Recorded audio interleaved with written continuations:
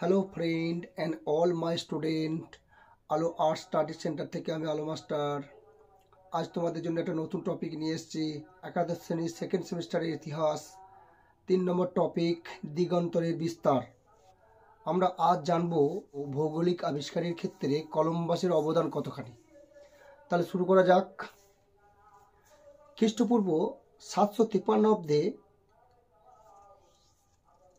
Romulus ও Remus নামক দুই ভাই ইতালিতে রোম শহরকে কেন্দ্র করে রোমান সাম্রাজ্য প্রতিষ্ঠা করে। রোমুলাস হয় রোমের প্রথম সম্রাট। এরপর রোম সাম্রাজ্য আস্তে আস্তে বিস্তার ঘটে।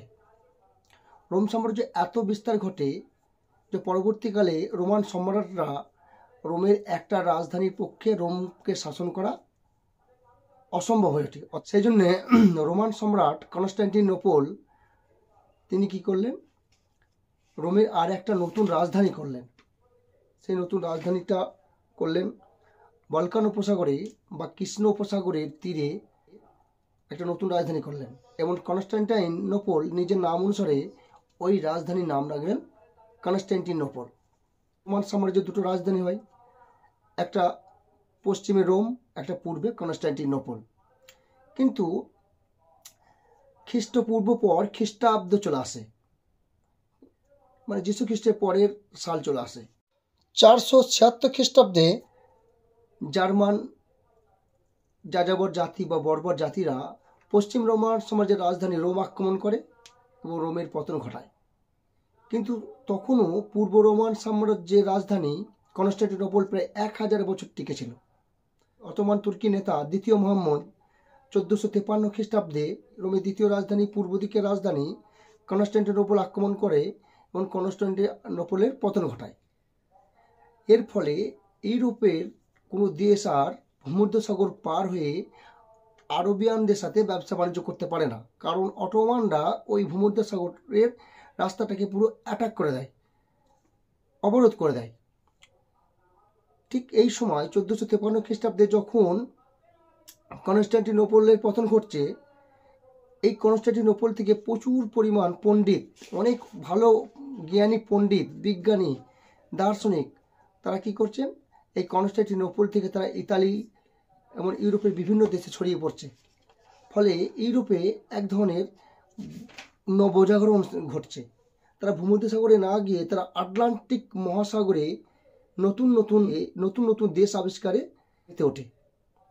ঠিক এরকমই বেশ কয়েকজন নাবিকের আমরা নাম পাই, যেমন রাজকুমার হেনরি, তারপরে ভাস্কো দা গামা, তারপরে বার্থলোমেউ দিয়াজ, তারপরে ম্যাগেলান এবং কলম্বাসের নাম আমরা পাই। তাই আমরা আজকে জানবো কলম্বাসকে, ভৌগোলিক আবিষ্কারের ক্ষেত্রে কলম্বাসের অবদান কতখানি। পঞ্চদশ শতকে যে সমস্ত নাবিক নতুন নতুন দেশ আবিষ্কার করে খ্যাতি অর্জন করেছিল, তাদের মধ্যে কলম্বাস ছিলেন অন্যতম। কলম্বাসের জন্ম হয়েছিল 1451 সালে ইতালির জেনোয়ায় শহরে। তিনি শৈশব থেকেই ছিলেন ব্যাপক দুঃসাহসী এবং ব্যাপক বুদ্ধিমান। কলম্বাসের ছোট থেকেই তার স্বপ্ন ছিল যে তিনি একজন নাবিক হবেন। অতএব যখন তিনি বড় হয়ে যাওয়ার পর তিনি ইতালির নাবিক পদে যোগদান করলেন। শৈশবে একটা ঘটনা আছে যে আটলান্টিক মহাসাগরের বিচে গিয়ে ছোটবেলায় সমুদ্রের দিকে তাকাতেন আর ভাবতেন যে এই মহাসমুদ্রের আমি যদি কোনোদিন নাবিক হয়ে মহাসমুদ্রে ভৌগোলিক আবিষ্কার করতে পারতাম, তাহলে আমি নিজেকে ধন্য মনে করতাম। এই স্বপ্ন নিয়েই তিনি বড় হতে লাগলেন।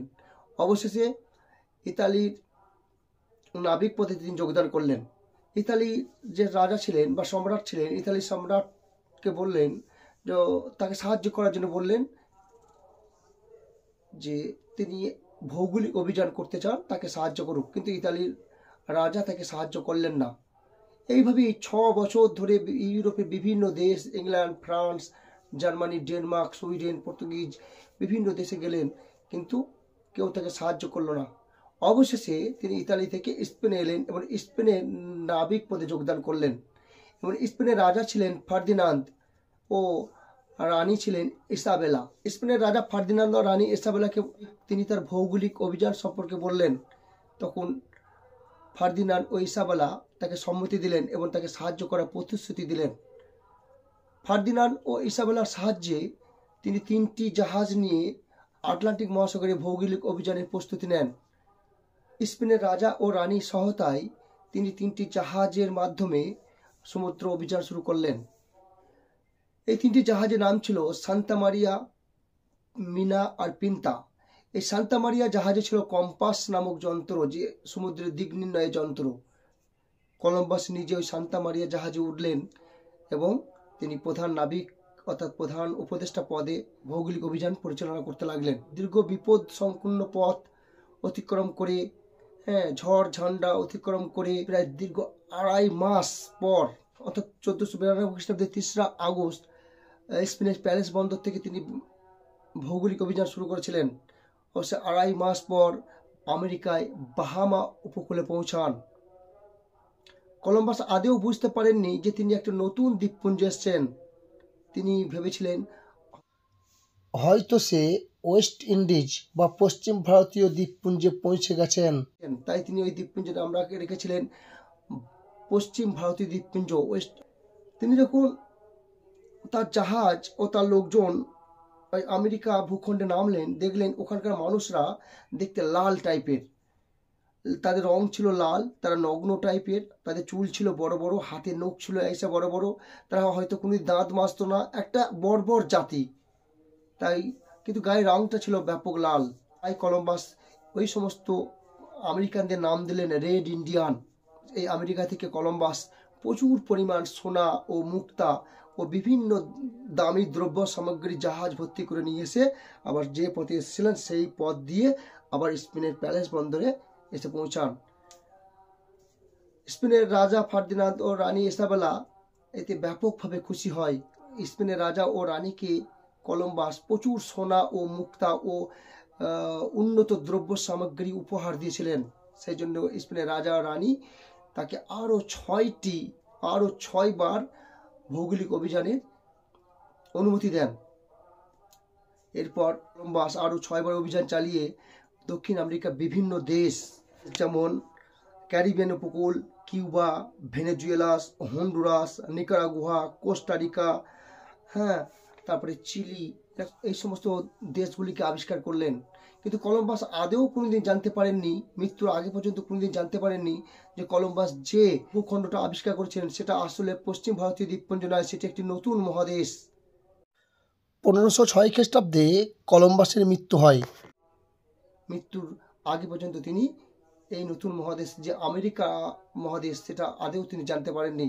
কিন্তু পরবর্তী ইতালির ফ্লোরেন্সের নাবিক আমেরিকা ভেসপুচি ওই কলম্বাসের পথ অতিক্রম করে একই পথে যাত্রা শুরু করেন এবং তিনি ব্রাজিলে পৌঁছান। 1497 খ্রিস্টাব্দে তিনি অভিযান শুরু করেন এবং ব্রাজিলে পৌঁছান। এবং ব্রাজিলে এসে তিনি প্রথম উপলব্ধি করলেন যে কলম্বাস যে মহাদেশটি আবিষ্কার করেছেন সেটা আসলে ওয়েস্ট ইন্ডিজ বা পশ্চিম ভারতীয় দ্বীপপুঞ্জ নয়, সেটা একটি নতুন মহাদেশ। তাই তিনি এই দ্বীপটির নাম রাখলেন new world, the new world, অর্থাৎ নতুন বিশ্ব।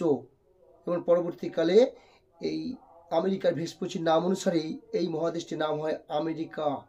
যাই হোক, আমেরিকা মহাদেশ যদি কলম্বাস আবিষ্কার না করতো তাহলে আমেরিকার আজ অস্তিত্ব খুঁজে পাওয়া যেত না।